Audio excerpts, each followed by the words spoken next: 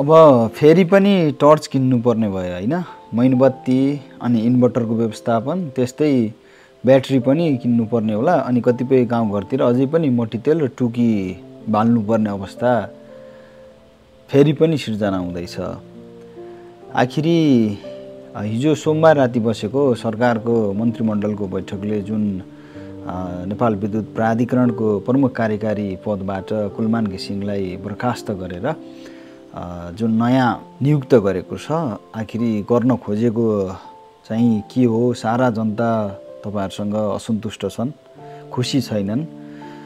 नेपालमा विभिन्न तन्त्रहरू आए, प्रजातन्त्र आयो, राजतन्त्रलाई टुङ्ग्याइयो, प्रजातन्त्र ल्याइयो र फेरि गणतन्त्र बनियो, लोकतन्त्र बनियो, गणतन्त्र बनियो। विभिन्न तन्त्रहरू आए पनि जनताहरू प्रत्यक्ष रूपमा लाभान्वित भएको र खुसी महसुस गरेको विगत 7-8 वर्ष यता त्यो विद्युतबाट नै हो।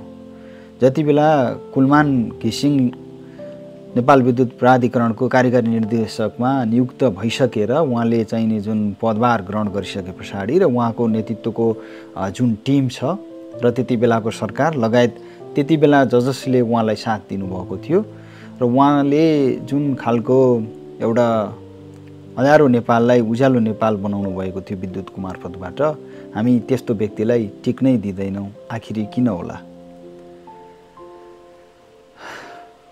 जहाँ जो व्यक्ति राम्रो गर्न खोज्दैछ, जसले राम्रो काम गरेको छ, न त हामी उसलाई सरकारमा नै जान दिन्छौँ, न त सरकारमा टिक्न नै दिन्छौँ, न त उसलाई केही गर्न नै दिन्छौँ। खाली खुट्टा तानेको छ, उचालेको छ, पछारेको छ। यो प्रवृत्ति आखिरी कहिलेसम्म?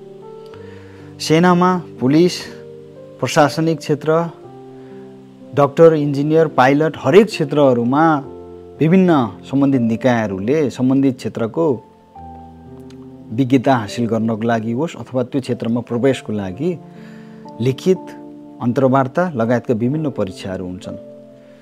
राष्ट्र, देश चलाउने जस्तो जिम्मेवारीपूर्ण काममा हामीले त्यसमा एउटा निर्वाचन प्रणालीबाट छानिएर चुनिएर गएकाहरूलाई देश चलाउने जिम्मा दिने प्रावधान सिस्टम जुन ल्याएका छौँ, त्यसमा कुनै दक्षताको मापदण्ड हामीले राखेनौँ। आखिर किन?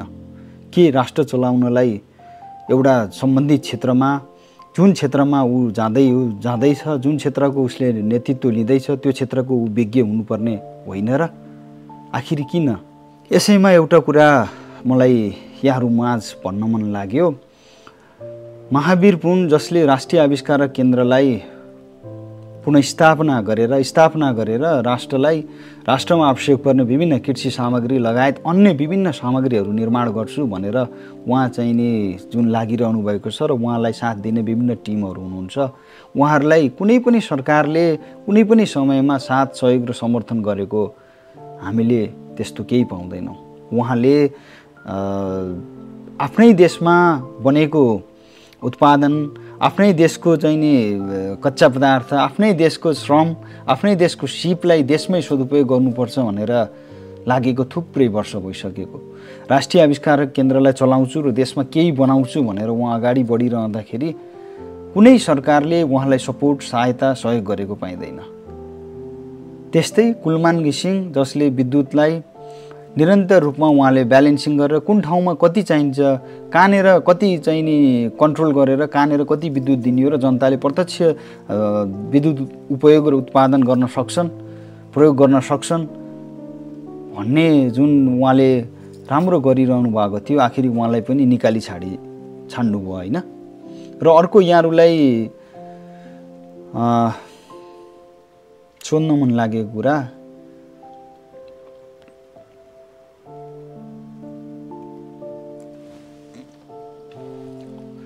र यहाँहरूलाई अर्को पनि सोध्न मन लागेको कुरा के हो भन्दाखेरि, यदि उपभोक्ताले, विद्युत उपभोक्ताले चाहिँ उसले अब के अरे 1 महिना 2 महिना 3 महिना बत्ती कति तिर्न सकेन भने उसको चाहिँ लाइन काटिन्छ होइन।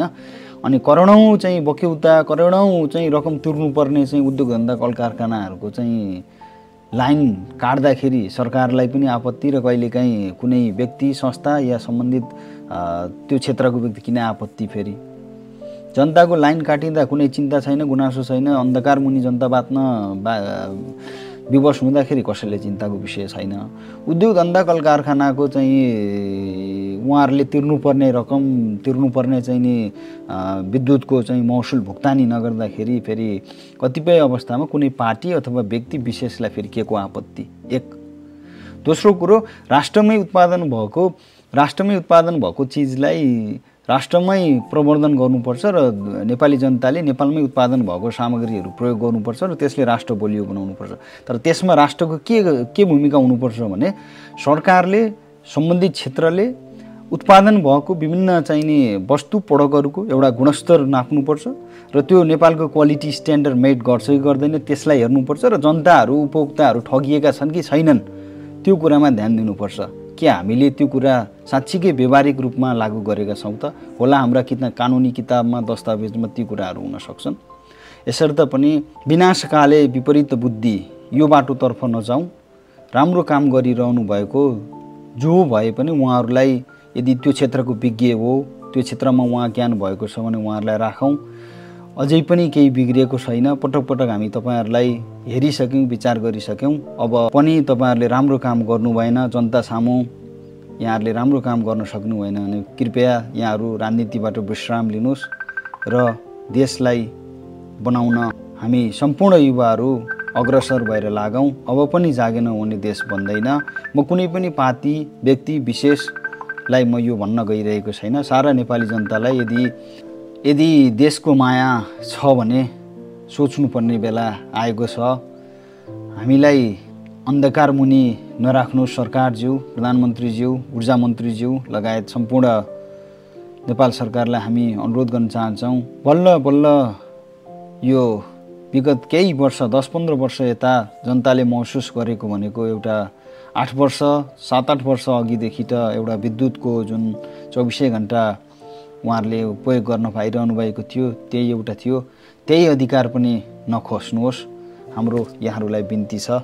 तपाईँहरू राम्रो काम गरेर सम्बन्धित क्षेत्रको सल्लाहकारहरूलाई लिएर अगाडि बढ्नुहोस्, सल्लाह लिएर अगाडि बढ्नुहोस्, गलत काम नगर्नुहोस्। धन्यवाद।